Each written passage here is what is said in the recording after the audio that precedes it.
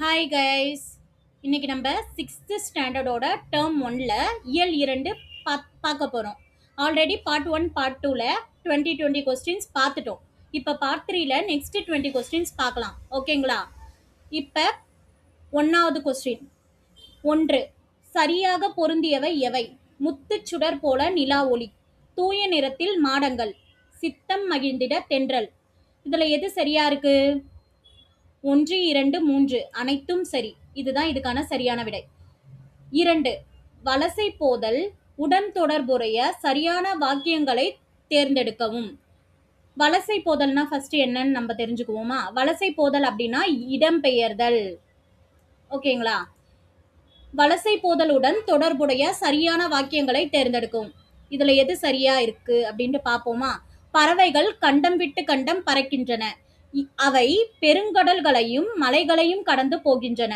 குறிப்பிட்ட காலத்திற்கு பிறகு புறப்பட்ட இடத்திற்கே வந்து சேர்கின்றன. இது கூற்று 1. கூற்று 2. இவ்வாறு பறவைகள் இடம்பெயர்தலை வலசை போதல் என்பர். ஓகேங்களா? கூற்று 3. நீர்வாழ் பறவைகளே பெரும்பாலும் வலசை போகின்றன. சரிங்களா? இதுல 3 கூற்று கொடுத்துருக்காங்க. இதுல எது சரியா இருக்கும்னு நினைக்கிறீங்க? 3மே சரியா தான் இருக்கு. அப்ப 1, 2, 3 அனைத்தும் சரி. 3வது கொஸ்டின். பறவைகள் பற்றி சரியான கூற்று எது? பறவைகள் பற்றி சரியான கூற்று எது? நல்லா பார்த்துக்கோங்க. இதுல 4 கூற்று கொடுத்துருக்காங்க. இதுல எது சரியா இருக்கும் பாருங்க. உணவு, இருப்பிடம், தட்பவெப்பநிலை, மாற்றம், இனப்பெருக்கம் இவற்றிற்காகவே பறவைகள் இடம்பெயர்கின்றன. சரிதானே? கூற்று 2. நிலவு, விண்மீன், புவியீர்ப்பு புலம் ஆகியவற்றை அடிப்படையாக கொண்டே பறவைகள் இடம்பெயர்கின்றன. கூற்று 3. பொதுவாக வடக்கிலிருந்து தெற்கு நோக்கியும் மேற்கிலிருந்து கிழக்கு நோக்கியும் பறவைகள் வலசை போகின்றன. பறவைகள் தங்களுக்கென ஒரு வழித்தடத்தை தேர்ந்தெடுத்து அந்த பாதையிலேயே பறக்கின்றன. ஓகேங்களா? கூற்று 4. சில பறவை இனங்கள் அதே பாதையில் தாய் நிலங்களுக்கு திரும்புகின்றன. சில பறவை இனங்கள் போவதற்கும் வருவதற்கும் இருவேறு பாதைகளை பயன்படுத்துகின்றன. ஓகேங்களா? இப்ப இதுல எது சரின்னு நீங்க நினைக்கிறீங்க? கெஸ் பண்ணீங்களா? 1, 2, 3, 4 அனைத்தும் சரி. பொதுவா இந்த மாதிரி சரியான கூற்றை தேர்ந்தெடுக்க அப்படின்னு சொல்லும்போது மோஸ்ட்லி அனைத்தும் சரி அப்படின்றத நீங்க பாருங்க. எல்லாம் சரியா இருக்கா அப்படின்ட்டு அனைத்தும் சரின்ற ஆப்ஷன் கொடுத்திருந்தா மோஸ்ட்லி அனைத்தும் சரி ஆன்சரா தான் இருக்கும். ஓகே. இப்ப நெக்ஸ்ட் 4வது. வலசையின் போது பறவையின் உடலில் ஏற்படும் மாற்றங்கள் குறித்து தவறானவை எவை? வலசையின் போது பறவையின் உடலில் ஏற்படும் மாற்றங்கள் குறித்து தவறானவை எவை? கூற்று 1. தலையில் சிறகு வளர்தல், ஒரு வகை பறவை வேறு வகை பறவையாக உருமாற தோன்றும் அளவிற்கு கூட சில நேரங்களில் மாற்றங்கள் ஏற்படும். ஓகேங்களா? ஒரு பறவை வேறு பறவையாக உருமாறும் அளவிற்கு தோன்றும் அளவிற்கு கூட சில நேரங்களில் மாற்றங்கள் ஏற்படும். ஓகேங்களா? இது கூற்று 1. கூற்று 2. குரல் மாறுதல். கூற்று 3. உடலில் கற்றையாக முடி வளர்தல். கூற்று 4. இறகுகளில் நிறம் மாறுதல். எனக்கு தெரிஞ்சு அப்ப எது இதுல தவறா இருக்கும்னு நீங்க நினைக்கிறீங்க? குரல் மாறுதல். இது குரல் எப்பயுமே பறவைகளுக்கெல்லாம் குரல் மாறாது. அப்ப என்னது? கூற்று 2 மட்டும் தவறு. சரிங்களா? இதுதான் இதுக்கான சரியான விடை, அதாவது தவறானவை. இப்ப நெக்ஸ்ட் 5வது. கப்பல் பறவை பற்றிய சரியான கூற்று எது?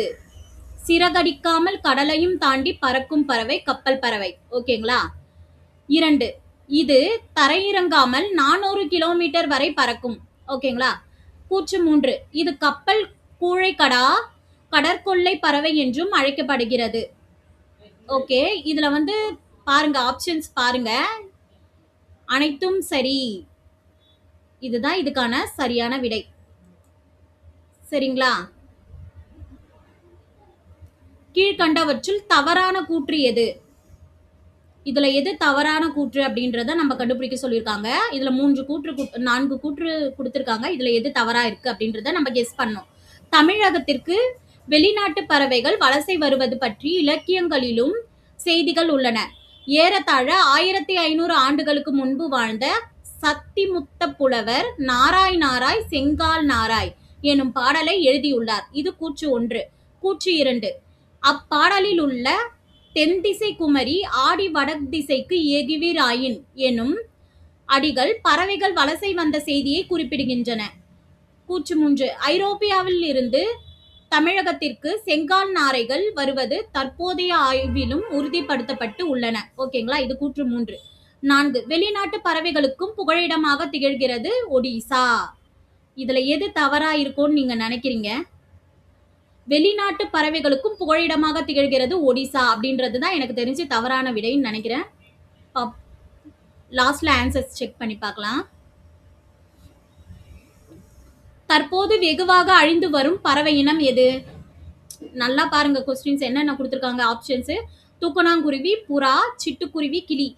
இதுல எது அழிந்து வரும் பறவை இனமா இருக்கு? இப்ப நம்ம பார்த்தோம்னா சிட்டுக்குருவி இதுதான் அழிந்து வரும் பறவை இனமா இருக்கு. ஃபர்ஸ்ட் எல்லாம் சிட்டுக்குருவி காலையில டைம்ல எழுந்து பார்த்தோம்னா நிறைய பறந்துட்டு இற தேடிட்டு ஒரு செடி இருந்தா கூட அந்த செடியில உட்காந்துட்டு இருக்கும். இப்பெல்லாம் பார்த்தா சிட்டுக்குருவியே கண்ணில் பார்க்க முடியல. 8வது, சிட்டுக்குருவி பற்றிய சரியான கூற்று எது? கூற்று கொடுத்திருக்காங்க. உருவத்தில் சிறிய இந்த பழுப்பு நிற பறவையை பார்த்த உடனேயே ஆண் பெண் வேறுபாட்டை உணர முடியும். ஓகேங்களா. ஆண்குருவியின் தொண்டை பகுதி கருப்பு நிறத்தில் இருக்கும். உடல் பகுதி அடர் பழுப்பு நிறமாக இருக்கும். பெண் குருவியின் உடல் முழுவதும் மங்கிய பழுப்பு நிறத்தில் இருக்கும்.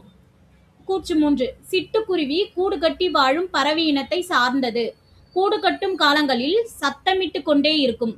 கூடு கட்டிய பின் 3 முதல் 6 முட்டைகள் வரை இடும். 14 நாட்கள் அடைகாக்கும். 15ஆம் நாளில் குஞ்சுகள் வெளிவரும். துருவ பகுதிகள் தவிர மனிதன் வாழும் இடங்களில் எல்லாம் சிட்டுக்குருவிகளும் வாழ்கின்றன. இந்தியா முழுவதும் சிட்டுக்குருவிகளை காணலாம். இமயமலை தொடரில் 4000 மீட்டர் உயரத்தில் கூட இவை வாழ்கின்றன. இதுல எது சரியான கூற்றுன்னு நீங்க நினைக்கிறீங்க? பாருங்க, நான் ஆல்ரெடி சொன்னேன், அனைத்தும் சரி அப்படின்ற ஆப்ஷன்ஸ் இருக்கான்னு பார்த்துக்கோங்க. அப்ப கொஸ்டினுக்கான ஆன்சரும் அதுக்காக எல்லாமே அனைத்தும் சரின்னு சொன்னாங்க, அனைத்தும் சரி போட்டுருவோம் அப்படின்ட்டுலாம் பண்ணக்கூடாது. நம்ம இதுக்கான கூற்றுகளை படிச்சு பார்க்கணும். எல்லாமே சேம் ரிலேட்டடா இருக்கா அப்படின்றத படிச்சு பார்த்துட்டு அதுக்கப்புறம் அனைத்தும் சரின்றத ஆப்ஷனை கொடுங்க. ஓகேங்களா. இப்ப 9வது, சிட்டுக்குருவி பற்றிய சரியான கூற்று எது? தானியங்கள், புழு பூச்சிகள், மலர் அரும்புகள், இளந்தளிர்கள், தேன் போன்றவற்றை சிட்டுக்குருவிகளின் உணவாகும். ஓகேங்களா. சிட்டுக்குருவியின் குஞ்சுகள் பெரும்பாலும் புழு பூச்சிகளையே உட்கொள்ளும். அதனால் தாய்க்குருவி புழு பூச்சிகளை பிடித்து தன் குஞ்சுகளுக்கு ஊட்டிவிடும். சிட்டுக்குருவியின் வாழ்நாள் 10 முதல் 13 ஆண்டுகள் ஆகும். கூற்று 4. சிட்டுக்குருவி உருவத்தில் சிறியது, ஆனாலும் வேகமாக பறக்கும். அதனால் தான் விரைவாக செல்பவனை சிட்டாய் பறந்து விட்டான் என்று கூறுவோம். இப்ப நிறைய சொல்லும் போது பார்த்தோம்னா, வேகமா போறானா, ஏன் சிட்டுக்குருவி மாதிரி பறக்கிற அப்படின்னு சொல்லிட்டு நம்ம சொல்லியிருப்போம். ஓகேங்களா. அதே மாதிரி சிட்டுக்குருவி புழு பூச்சி எல்லாம் சாப்பிடும், நம்ம பார்த்துருக்கோம். சரிங்களா. அதே மாதிரி தாய்க்குருவி தான் என்ன பண்ணும், குஞ்சுகளுக்கு புழு எல்லாத்தையுமே பிடிச்சு தரும். இதுல எது சரியான கூற்று அப்படின்னு நீங்க நினைக்கிறீங்க? நான் ஆல்ரெடி சொல்லியிருக்கேன், ஆப்ஷன்ஸை நல்லா பாருங்க. அப்ப நீங்க எது சரியா இருக்கும்னு நினைக்கிறீங்க? அனைத்தும் சரி. சிட்டுக்குருவிகளின் அழிவுக்கு காரணங்கள் பற்றிய சரியான கூற்று எது? இதுல 3 கூற்று கொடுத்திருக்காங்க. என்னென்ன கூற்றுன்னு பார்ப்போமா? கூற்று 1. மனிதர்கள் விவசாயத்துக்கு பூச்சிக்கொல்லிகளை பயன்படுத்துவதால் குருவி குஞ்சுகளுக்கு உணவாக புழு பூச்சிகள் கிடைப்பதில்லை. இப்ப பாத்தீங்கன்னா விவசாயத்துக்கு பூச்சிக்கொல்லிலாம் போடுறாங்க. அப்ப என்ன பண்ணும், சிட்டுக்குருவிக்கு புழு பூச்சி தானே சாப்பிடும். அப்ப சிட்டுக்குருவிக்கு உணவு கிடைக்காது. சரிங்களா. அந்த புழு பூச்செல்லாம் என்ன பண்ணும், பூச்சி மருந்து போட்ட உடனே எல்லாம் செத்துரும். சரிங்களா. அப்ப நவீன கட்டிடங்கள் குருவிகள் கூடு கட்ட ஏற்றவையாக இல்லை. தற்காலத்தில் தாவர வேலிகளுக்கு மாற்றாக செயற்கை வேலிகள் அமைக்கப்படுகின்றன. எனவே சிட்டுக்குருவிகள் வாழ உகந்த வேலி தாவரங்கள் குறைந்து விட்டன. அதே மாதிரி பாத்தீங்கன்னா இப்ப செடி தாவரம் மரம் செடி, இப்ப கிராமத்து சைட்ல எல்லாம் பாத்தீங்கன்னா செடி கொடி தாவரம் அந்த மாதிரிலாம் இருக்கும். அப்ப 1-2 சிட்டுக்குருவியை நம்ம பார்க்கலாம். இப்ப சிட்டிஸ்ல பார்த்தோம்னா எங்க பார்த்தாலும் கட்டடம் பில்டிங்ஸ் அந்த மாதிரி எல்லாம் இருக்கு. அப்ப சிட்டுக்குருவி எங்க கூடு கட்டி வாழாது. இப்போ கூற்று 3. சிட்டுக்குருவிகள் ஓய்வெடுக்கும் புதர் செடிகளும் இல்லை. உணவுக்கும் இருப்பிடத்திற்கும் சிட்டுக்குருவிகளுடன் மற்ற பறவைகள் போட்டியிடுகின்றன. இதுல எது சரியா இருக்கும்னு நீங்க நினைக்கிறீங்க? எது சரியான கூற்றா இருக்கும்னு நினைக்கிறீங்க? அனைத்தும் சரிதான்.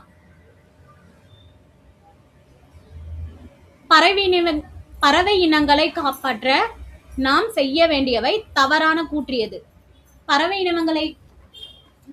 இனங்களை காப்பாற்ற நாம் செய்ய வேண்டியவை என்ன செய்யணும்? நம்ம பறவை எல்லாம் காப்பாற்றணும்னா இதுல தவறான கூற்றை தான் கேட்டிருக்காங்க. கொஸ்டினை நல்லா படிச்சுக்கணும். தவறான கூற்றை தான் நம்ம கேட்டிருக்காங்க. அப்ப ஆள், அரசு போன்ற மரங்களையும் அவரை, புடலை போன்ற கொடிகளையும் வளர்க்க வேண்டும். அப்ப ஆள், அரசு போன்ற மரம், அவரை, புடலை போன்ற கொடிகளையும் வளர்க்க வேண்டும். வளர்க்க சொல்லியிருக்காங்க. அப்ப இது செடி கொடியெல்லாம் வளர்த்தா பறவைக்கு காப்பாற்றதான் முடியும். ஓகேங்களா? நமது மண்ணுக்கு ஏற்ற பிற வகை உள்ளூர் தாவரங்களையும் வளர்க்க வேண்டும். தாவரங்களை தான் வளர்க்க சொல்லியிருக்காங்க. உள்ளூர் தாவரங்களை தான் வளர்க்க சொல்லியிருக்காங்க. அப்ப இதுவும் சரியான கூற்றுதான். தோட்டங்களிலும் வயல்வெளிகளிலும் செயற்கை உரங்கள், பூச்சிக்கொல்லி மருந்துகள் ஆகியவற்றை தெளிப்பதை தவிர்க்க வேண்டும். அப்ப பூச்சிக்கொல்லி மருந்தெல்லாம் தெளிக்காதீங்க வயல்லாம் அப்படின்னு தான் சொல்லியிருக்காங்க. அப்ப இதுவும் சரியான இதுதான். ஓகேவா? தாவர வேலிகளுக்கு மாற்றாக செயற்கை வேலிகள் அமைக்கப்பட வேண்டும். செயற்கை வேலிகள்னா ஃபர்ஸ்ட் என்ன? இப்ப பாத்தீங்கன்னா ஒரு வயல் இருக்குன்னு வைங்களேன். வயலை சுத்தி, எங்க ஊர்லலாம் வயலை சுத்தி என்ன பண்ணுவாங்கன்னா கரண்ட் வைப்பாங்க, கம்பி கட்டுவாங்க, இந்த மாதிரிலாம் பண்ணுவாங்க. ஏன்னா எதனா தாண்டி போயிடக்கூடாது, செடியெல்லாம் காப்பாற்றணும் அப்படின்றதுக்காக அந்த மாதிரிலாம் பண்ணுவாங்க. அந்த மாதிரி பண்றது என்ன ஆகும்னா, பறவையோ இல்லை விலங்கோ இப்போ இற தேடி போகுதுன்னு வைங்களேன், கரண்ட் கம்பியில மாட்டி இறந்துரும். அந்த மாதிரிலாம் இன்சிடென்ட்ஸ்லாம் ஆகும், நிறைய பார்த்துருப்போம். இப்போ என்ன, இது தவறான கூற்று.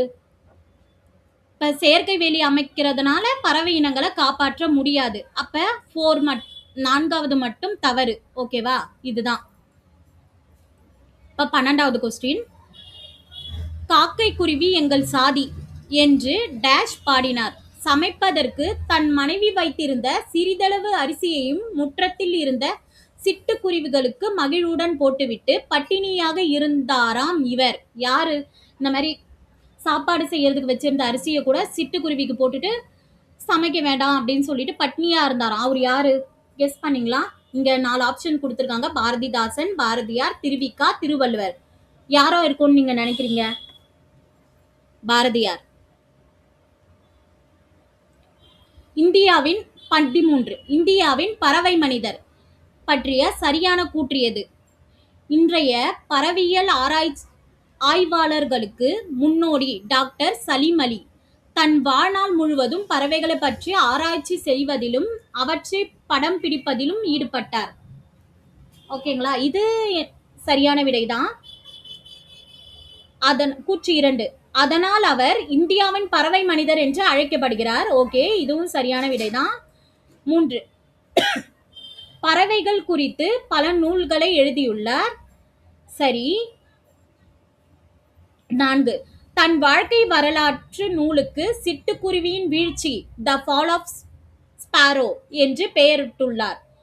அப்ப இது எல்லாமே சரியான கூற்றா தானே இருக்கு. அப்ப எது சரின்னு நினைக்கிறீங்க? ஆப்ஷன்ஸ் பாருங்க. நான் ஆல்ரெடி சொல்லியிருக்கேன். ஆப்ஷன்ஸ் எல்லாத்தையும் பார்த்துட்டு அனைத்தும் சரி அப்படின்ட்டு இருந்தா நீங்க அனைத்தும் சரி அப்படின்றது கொடுக்கலாம் தாராளமா. 14, மனிதன் இல்லாத உலகில் பறவைகள் வாழ முடியும், பறவைகள் இல்லாத உலகில் மனிதன் வாழ முடியாது என்று கூறியவர் யார்? நல்லா பாருங்க. மனிதன் இல்லாத உலகில் பறவைகள் வாழ முடியும், பறவைகள் இல்லாத உலகில் மனிதன் வாழ முடியாது என்று கூறியவர் யார்? கெஸ் பண்ணீங்களா? சலீம் அலி. நம்ம ஆல்ரெடி பார்த்தோம். பறவைகளுக்காக போராடியவர் சலீம் அலி, அதெல்லாம் பார்த்தோம். ஓகேங்களா? இப்ப 15வது. உலகிலேயே நெடுந்தொலைவு 22,000 கிலோமீட்டர் பயணம் செய்யும் பறவை இனம் பெயர் என்ன? ரொம்ப தூரம் பயணிக்கிற பறவை பெயர். ஓகேங்களா? ஆப்ஷன்ஸ் கொடுத்துருக்காங்க. இதுல எது சரியா இருக்கும்னு நீங்க நினைக்கிறீங்க? ஆர்டிக் காலா. சரிங்களா? பறவை பற்றிய படிப்பு டேஷ் எனப்படும். இதெல்லாம் ஜென்ரலா எல்லாருக்குமே தெரியும். பறவை பற்றிய படிப்பு என்ன டேஷ் எனப்படும். என்ன படிப்பு? பறவைக்காக படிக்கிறது. ஆர்னிதாலஜி. ஓகேங்களா? உலக சிட்டுக்குருவிகள் நாள் எப்போது? உலக சிட்டுக்குருவிகள் நாள் எப்போது? மார்ச் 20. தட்பவெப்பம் எனும் சொல்லை பிரித்து எழுத கிடைப்பது. தட்பவெப்பம் என்ற சொல்லை எப்படி பிரிக்கலாம்? இங்க 4 ஆப்ஷன்ஸ் கொடுத்துருக்காங்க. எது கரெக்டா இருக்கும்னு நீங்க நினைக்கிறீங்க? தட்பம் கூட்டல் வெப்பம். இதுதான் சரியான விடை. அடுத்தது 19. வேதியுரங்கள் எனும் சொல்லை பிரித்து எழுத கிடைப்பது. வேதியுரங்களை எப்படி பிரிக்கலாம்? 4 ஆப்ஷன்ஸ் கொடுத்துருக்காங்க. நீங்களே கெஸ் பண்ணி பாருங்க. கெஸ் பண்ணீங்களா? வேதி கூட்டல் உரங்கள். இதுதான் சரியான விடை. 20. தரை கூட்டல் இறங்கும் என்பதனை சேர்த்து எழுத கிடைக்கும் சொல். எது சேர்த்து எழுதுனா கிடைக்கும்? தரை இறங்கும். சரிங்களா? இதுதான் இதுக்கான சரியான விடை. இப்போ நம்ம இன்னைக்கு 20 கொஸ்டின்ஸ் பார்த்துருக்கோம். இந்த 20க்கும் ஆன்சர் வந்து நம்ம செக் பண்ணலாமா, இது எல்லாம் கரெக்டா இருக்கா அப்படிங்கிறத பாருங்க. 20மே சரியான விடை தான். இது போல டெஸ்ட் நீங்களும் அட்டன் பண்ணோம் அப்படின்னா நாங்கள் டிஸ்கிரிப்ஷன்ல லிங்க் கொடுக்குறோம். நீங்களும் டெஸ்ட் அட்டன் பண்ணலாம். ஓகே, நம்ம நெக்ஸ்ட் வீடியோவில் பார்க்கலாம். இந்த வீடியோ உங்களுக்கு பிடிச்சிருந்தா லைக் பண்ணுங்க, சப்ஸ்கிரைப் பண்ணுங்க, ஃபாலோ பண்ணுங்க, தென் கமெண்ட் பண்ணுங்க. எதனா டவுட் இருந்தால் நாங்கள் உங்களுக்கு நெக்ஸ்ட் வீடியோவில் அப்டேட் பண்ணுறோம். Thank you friends.